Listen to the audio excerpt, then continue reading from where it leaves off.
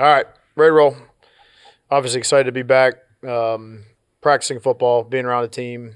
Obviously a couple mini camp format to start practice this fall. 4 really good spirited days, catching our breath here today a little bit, walking through, doing the mental piece of it, and trying to continue to build the team.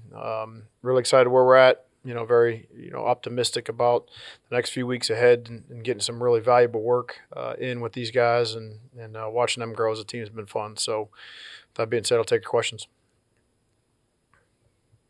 With such a veteran group, I'm sure there's not a whole lot of getting back into the rhythm type thing. They can just kind of pick off. So most of the time, where you guys left off last, just how vital is that to kind of not be ahead of schedule, but kind of have that experience coming back, not having to kind of teach them a lot. I think no matter what you do throughout the summer, and I think our strength staff is excellent, and Coach Boucher and his crew do as good a job as anybody in America getting our guys ready to practice.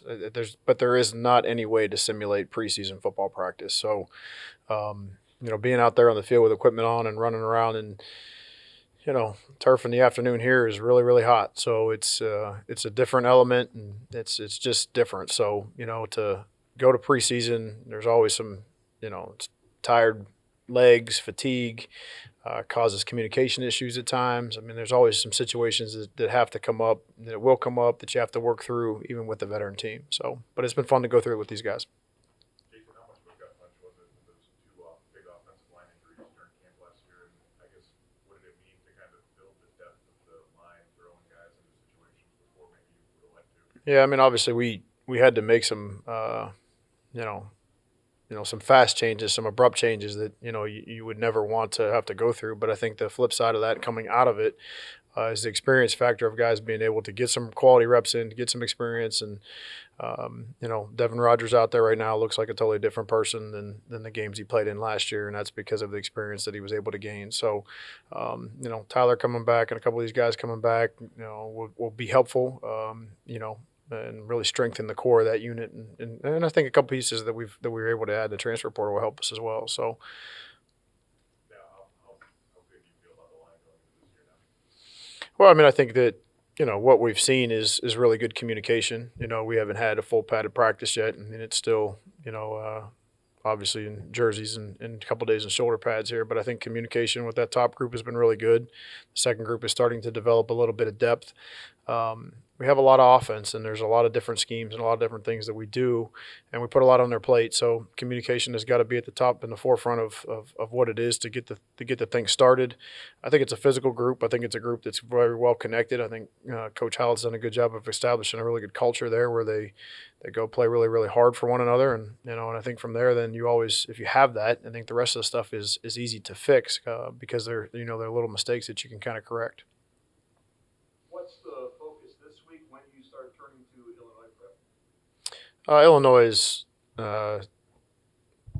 like way down the line for me. You know what I mean? Like, we have so many things that we are a long way away from playing a football game. So, yeah, I mean, I think within the structure, getting as much football taught, as much football learned within the structure, the format of the rules that preseason camp, and this day and age allows you to do, which is totally different than what it was 10 years ago or 15 years ago or whatever. So, continuing to stress these guys from a mental standpoint, making sure that we take care of them from a physical standpoint. I think one thing that's nice about this team, it's not a team that you got to constantly prod and poke to turn them up to practice. You know what I mean? You got to sometimes turn them down. So I think it is that's a good thing, but we have to try to create as many adverse situations and as many tough moments as we can through the practice schedule because we didn't have a lot of issues through spring football. We didn't have a lot of issues through the summer. So we've got to try to create some chaos and try to make it hard on them and put our really, really good players, our talented returning players, in situations where they fail and they continue to learn from those failures and to continue to grow and stimulate their growth.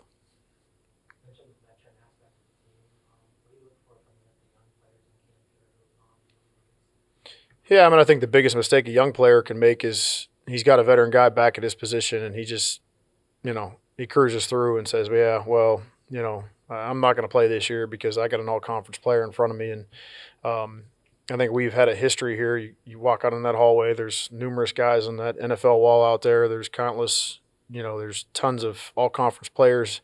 And it's year after year, somebody moves on, a great player at a position, the next guy stepped up and put himself in a really, really good role.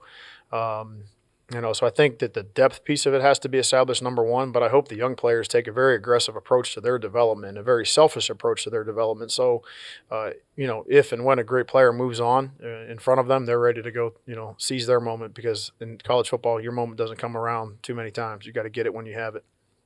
Who are some of those young players who've seen take that selfish approach? Yeah, I just, without singling a bunch of guys out, I mean, I think that the veteran players at the positions that are established, the Quinyon Mitchells of the world, the Maxon Hooks of the world, the Dallas Gants, the Daquan Finns, Tyler Longs, like Nick Rossi's, all of these guys, the Jerwan Newtons at receiver, like these guys that, the young players, I think what we've worked really hard here to do is establish a culture where if a young player doesn't know what to do, all he has to do is watch the guy in front of him, because it's a clear picture of what it should look like.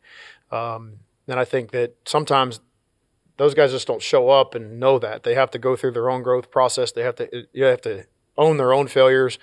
Those guys have had those moments as sophomores, as freshmen, and now they're juniors and seniors. They're established. The young players should be able to watch them, should be able to figure out what that's like, put their maximum effort into this thing. And it's really, we leave it on them, because I think that's what our culture is established enough to where the veteran players at their position, or the veteran guys in their particular group, whether it be offensive, defense, kind of run the ship when it comes to that. So I think there's lots of people that fall into that boat, without singling anybody out. But I really would applaud our upper class guys for doing it the right way.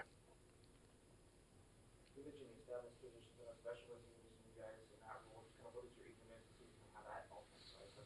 Yeah, eagerness is probably is hitting the nail on the head there. I mean, I want to see what we can do in pressure situations, and again, we got to try to do a great job of trying to create those in preseason practice. We really worked hard on the punting aspect of the game here in the last 4 days, and we'll get to the other ones here as we start to move forward in succession. But it'd be interesting to see, replacing Thomas Clucky and Jonathan Batsky, those guys, and trying to see who steps up. And I think we got a boatload of guys that are trying to put their flag in the ground as well.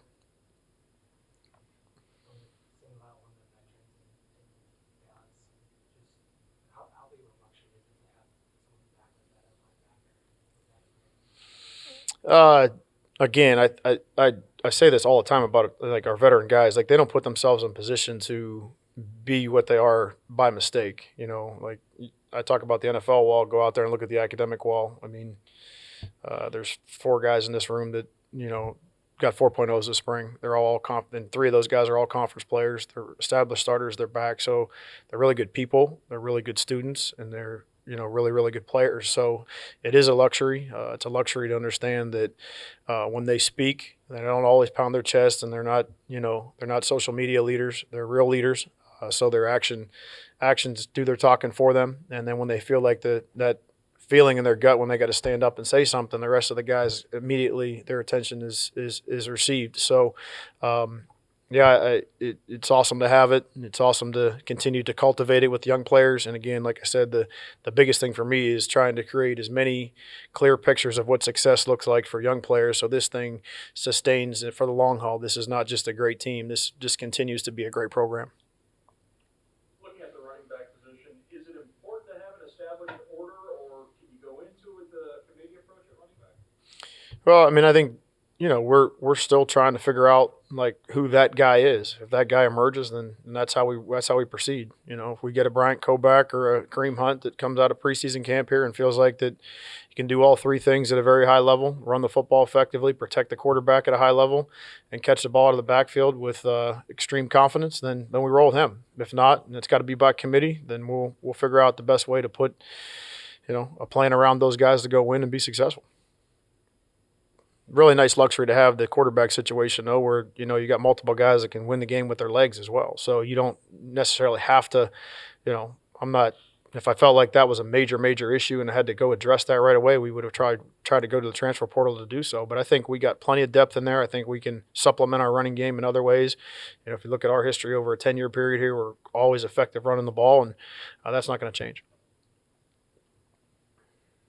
Obviously, your focus is on Toledo, but looking at what's happened with college football the last couple of days and this massive realignment, any thoughts on that? Is there gratitude that the MAC, at least on the surface, is a very stable conference?